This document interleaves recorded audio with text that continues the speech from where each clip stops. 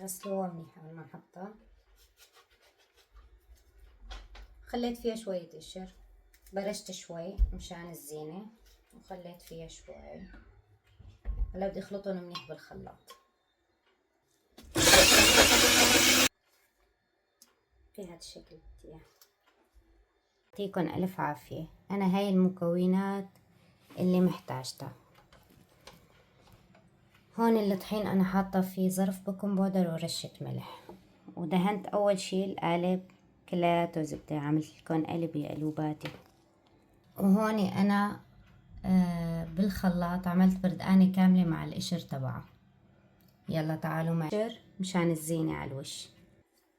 اول شي رح اخفق 3 بيضات، طلعوهم انتو قبل بوقت من البراد، وراح فضي فوقهم ظرف فانيليا. وهلا رح اخلطهم مع بعض. اطيب قالب جاتو رح تجربوه على فكرة. هلا سكر، وراح احط بعدين الزيت، وبدي ارجع اخفق احط الزيت والحليب فوقهم وارجع اخلطهم مع بعض. هون الخليط السائل رح نزله فوق الطحين وبعدين اخلطهم كلياتهم مع بعض.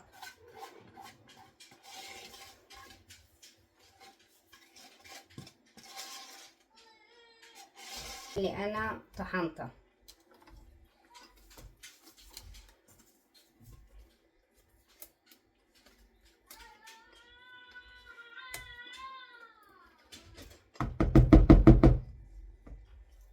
وكمان رح ارجع اخفقهم مع بعض. وهلا رح نزل الخليط بالقالب. واهم خطوة اذا ما عملتوا ولا تعملوا القالب قبل ما تبلشوا شغل، بتشغلوا الفرن، بتشعلوا الفرن من تحت على درجة حرارة 180 او حسب فرنكم يعني، او 200، وعلى الرف الوسط.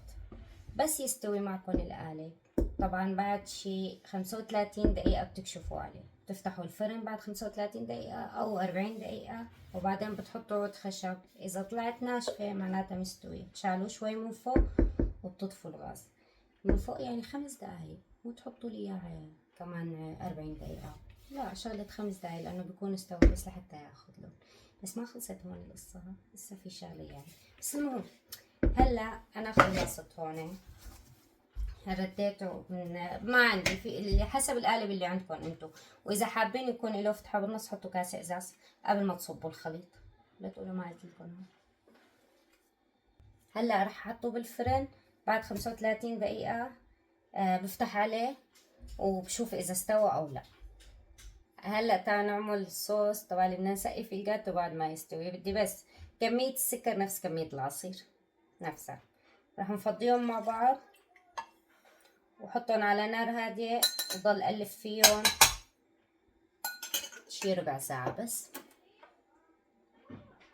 وهون شغلت الغاز أنا وبنضل نحرك فيه لحتى يتقل الخليط معي شوي، وبس يصير القالب بنشيله وبنرشهم على وشه.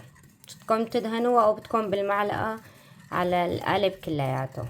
هلا بنضل نحرك لحتى يدوب السكر معنا، بعدين لحاله بيتقل الخليط. وهي قالب الجاتو ابو قلب صار جاهز. هلا رح صب الخليط فوقه بهي الطريقة. بنفضي كلياته، بنشرب قالب الجاتو كله. بتخلي الواحد فنان، شو بدكم بالحكي. الله يسلم هالايد. اعطوني رأيكم.